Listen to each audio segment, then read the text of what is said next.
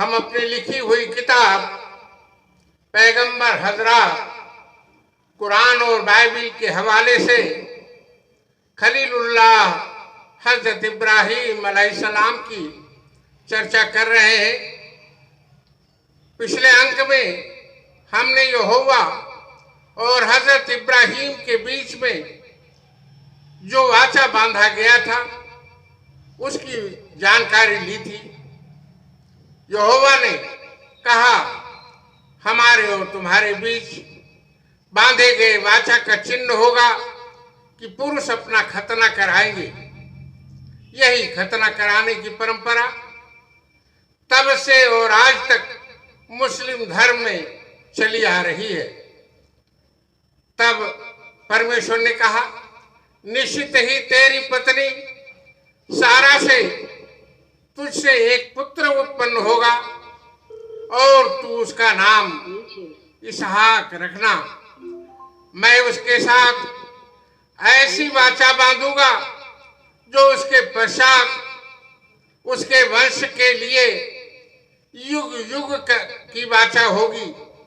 और इस्माइल के विषय में भी मैंने तेरी सुनी है, उसको भी आशीष दूंगा और उसको खूब फुलाऊं और फलाऊंगा और अत्यंत ही बढ़ा दूंगा। उससे 12 प्रधान उससे उत्पन्न होंगे और मैं उससे एक बड़ी जाति बनाऊंगा, परंतु मैं अपनी वाचा इसहाक से ही बांधूंगा जो सारा से अगले वर्ष इसी नियुक्त समय में उत्पन्न होगा।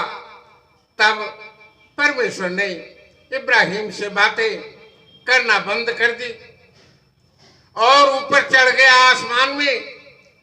फिर इब्राहिम ने अपने पुत्र इस्माइल को और उसके घर में जितने उत्पन्न हुए थे, जितने उसने रुपए से मोल लिया था, इस तरह जितने उसके घर में पुरुष थे उन सभी को लेकर उसी दिन परमेश्वर के अनुसार उनकी खलड़ी का खतना किया गया।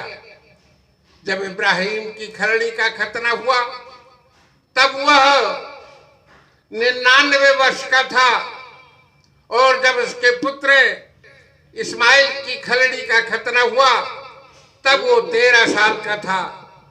हजरत इब्राहिम अलैहिस्सलाम और उसके पुत्र हजरत इस्माइल अलैहिस्सलाम का खतना एक ही दिन हुआ था। बाप की उम्र 99 साल की थी और बेटे की उम्र 13 साल की थी और उसके घर में जितने भी पुरुष थे उसके जो उससे उत्पन्न हुए थे तथा जो परदेशियों के हाथ से मोल लिए गए थे, सबका खतना उसके साथ हुआ। यह था उत्पत्ति अध्याय 17 पैरा 20 से 27 तक का वाकया जो हजरत इब्राहिम अलैहिस्सलाम के बारे में आया है। अब मैं आगे चर्चा करने वाला हूं उत्पत्ति 18 पैरा 1 से 15 तक का वाकया। हजरत इब्राहिम अलैहिस्सलाम ममरे के बाजों के बीच कड़ी धूप के समय तंबू के द्वार पर बैठा हुआ था। तब यहोवा ने उसे दर्शन दिया और अपनी आंख उठाकर उसने देखा कि 3 पुरुष उसके सामने खड़े हैं। वह उनसे भेंट करने के लिए तंबू के द्वार से दौड़ा और भूमि पर दंडवत करने के लिए गिर पड़ा। वह कहने लगा, हे प्रभु, आप मुझे छोड़कर मत जाना। मैं आपसे विनती करता हूं कि आप इस तरह से बिना बताए हमारे पास से मत चले जाइएगा। मैं थोड़ा सा जल लाता हूं। आप उससे अपने पांव हाथ धोकर इस वृक्ष के तले विश्राम करें, फिर मैं एक टुकड़ा रोटी लाऊंगा और उसे आप अपने जीव को तृप्त करें, तब उसके पश्चात आगे बढ़ें, क्योंकि आप अपने दास के पास इसलिए तो पधारे हैं। उन्होंने कहा, जैसा तू कहता है बस वैसा ही कर।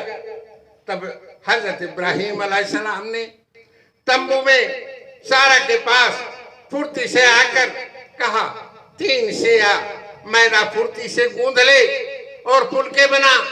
फिर इब्राहिम अलैहिस्सलाम गाय बैल के झुंड में दौड़ गए और एक अच्छा बछड़ा देखकर अपने सेवक को दिया और उसने फुर्ती से उसको पकाया।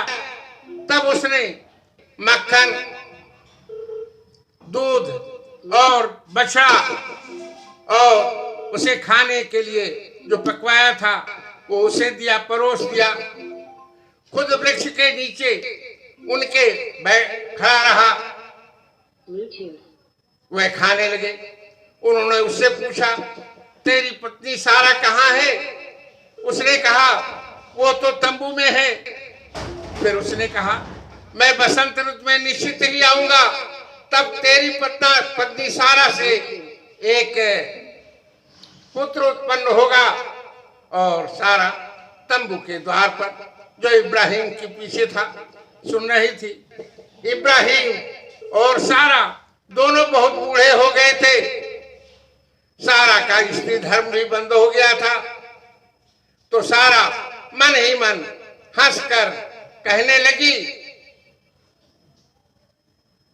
मैं तो बूढ़ी हूं, मेरा पति भी बूढ़ा है, तो क्या मुझे पुत्र का सुख मिलने वाला है? तब यहोवा इब्राहिम अलैहिस्सलाम से कहा, सारा ये कहकर क्यों हंसी? हजरत इब्राहिम ने अलैहिस्सलाम ने कहा, क्या मेरी पत्नी जो इतनी बुढ़िया है वह सचमुच एक पुत्र उससे उत्पन्न होगा? तो वे बोले, क्या यहोवा के लिए कोई काम कठिन है? नियत समय में अर्थात बसंत ऋतु में मैं तेरे पास फिर आऊंगा और सारा के पुत्र उत्पन्न होगा। तब सारा डर के मारे ये कहकर मुकर गई कि मैं नहीं हंसी थी। वह बोले, नहीं हंसी तो थी। आज के इस एपिसोड में बस इतना ही। आगे का किस्सा कल के अंक में प्रस्तुत किया जाएगा। शुक्रिया। जय हिंद।